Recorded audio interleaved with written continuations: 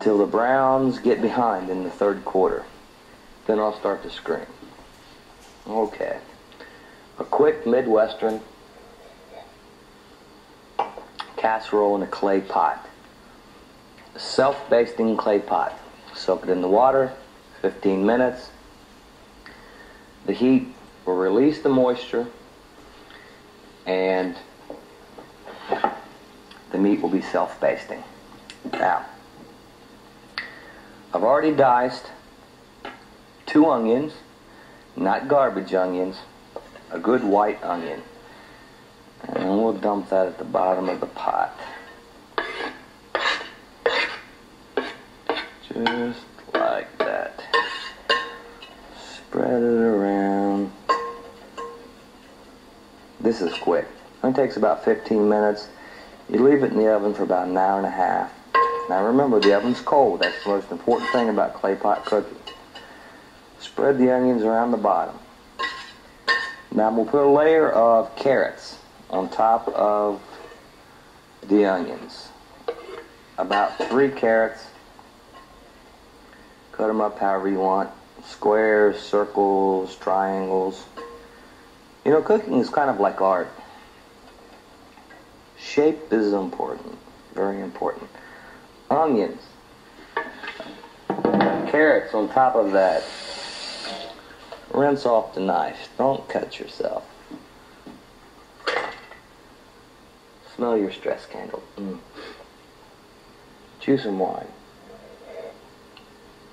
And as always, I have my backup Corona.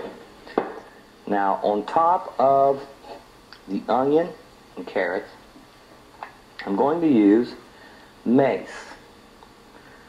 Now, a lot of people haven't heard of mace. If you worked at Chilpeco, you've heard of mace because the accountant there, his name is Dan Mace. So I'm going to use about, what's that look like? Teaspoon, tablespoon, a shovelful. I'm going to dump some mace in there. Mace. And I also have some Kitchen Bouquet. It's a browning sauce. Don't ask me why I'm using it, but for a casserole, it sure tastes good. And you put about that much of browning sauce. Now, the tenderloin. I'm going to put the tenderloin on top of the onion, the carrot, the mace, the Kitchen Bouquet, the browning sauce. And remember that venison is very, very dry. So what you do with dry venison, and this is the tip to make the venison tender, is that you layer a row of bacon on top of the venison. Strange combination, huh? Pig and a deer. A pig and a deer. Now this particular deer, I tracked through the woods for 18 days. 18 days. Stress candle. Ouch. That's why you need a stress candle, because they put these things too low. 18 days I tracked this deer through the woods. Let's see. About 4 pieces of bacon. A pig and a deer. And it took me 18 days to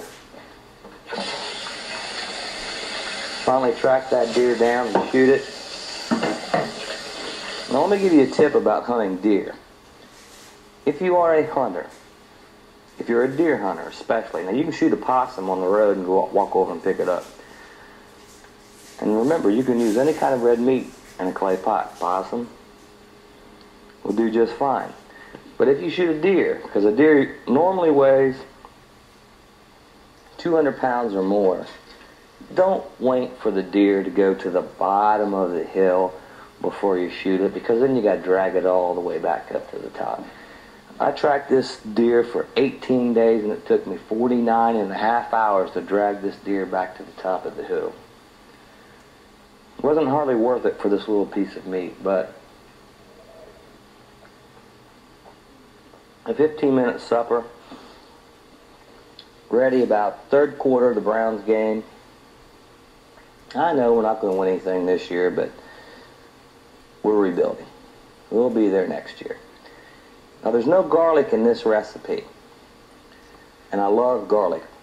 So I'm going to show you a side salad, a strained side salad with garlic, because you have to have garlic.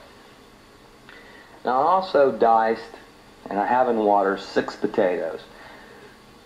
And I'll leave the potatoes here on the counter. I put them in the water because if you don't leave the potatoes in the water or in some kind of liquid, they'll turn brown on you. No one likes brown, yucky looking potatoes.